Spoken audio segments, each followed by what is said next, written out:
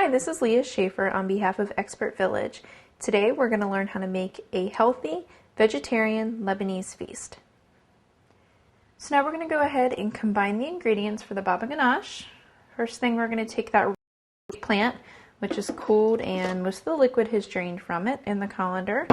Put that in there, and we'll just take the spatula and just kind of move that around so it starts out a little more even around the bowl. Okay, into that we'll add about a 1/4 cup of the tahini paste and drizzle that around.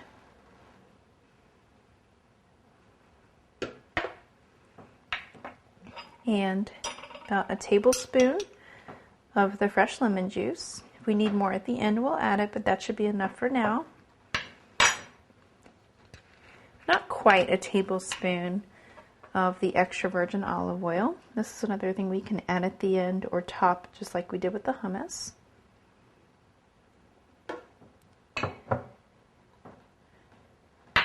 To season it up, we're going to add a pinch of the sea salt.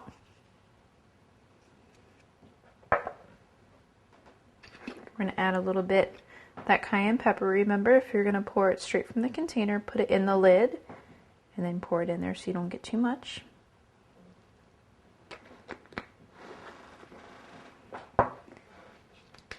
And just a little bit of cumin, not quite a 1/2 teaspoon.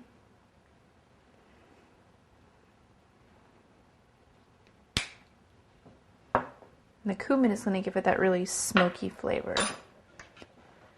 Okay, and we'll put the lid on here. And just like the hummus, we're going to start out pulsing it on low, just so we can see how it comes together.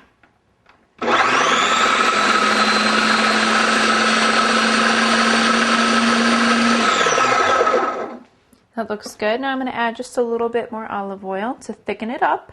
I can add it right down in here. We'll keep it on low and we'll pulse it again.